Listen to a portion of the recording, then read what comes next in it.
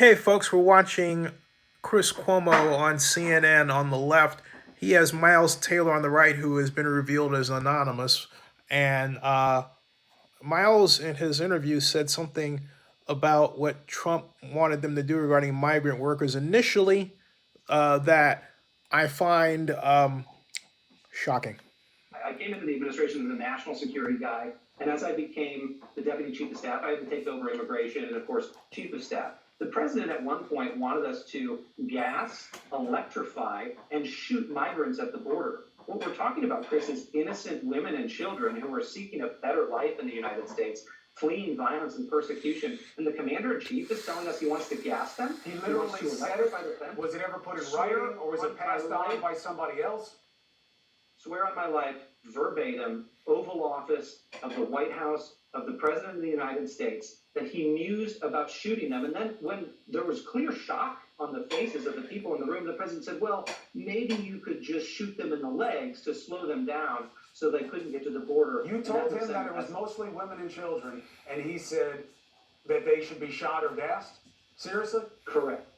Correct, Chris. And if that's not gut-wrenching to you, then you're not human. And we would talk about these things behind the scenes. Those are moments where you would have to ask the tough question, wow, do we resign now, or do we stay and say, Mr. President, that's illegal and we refuse to do it? And we chose the latter. And that wasn't always the easiest or right choice. But we got to a point where saying no to those things stopped working, Chris, because he would just go around us and do them anyway. What else? And that's when, by the time's up. The president offering to exchange presidential pardons at the border for illegal behavior and telling us to seal the border and to close off all migrants. That's against U.S. law. We said it was against U.S. law. The president said, do it anyway. If you go to jail, I'll pardon you. Or on other occasions, we told him. Well, folks, that, hold on a second. Let's keep this rolling.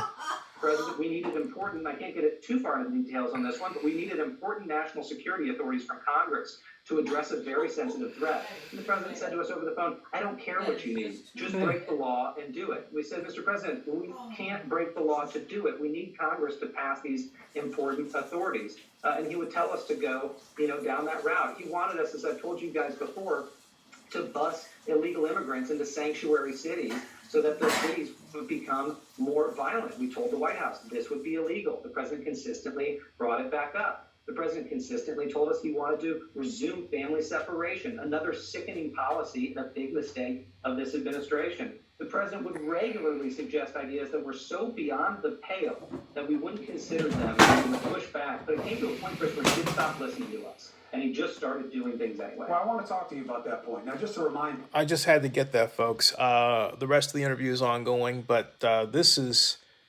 absolutely, positively, not only shocking, but it points what we could see if Trump does not win the election, and that is this winding up in court, if not grounds for some other type of sanction by a Democratic-controlled Congress.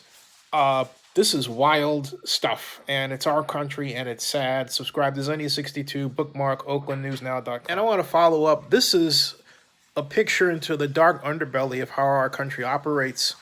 For years, people like Donald Trump were on the sidelines who had wild and radical ideas about what they wanted the government to do, and in many cases, he and his operatives were willing to do some shady things. This time, you have a president of the United States who is that person, and you're just getting a glimpse of the many things he has wanted to do or has done.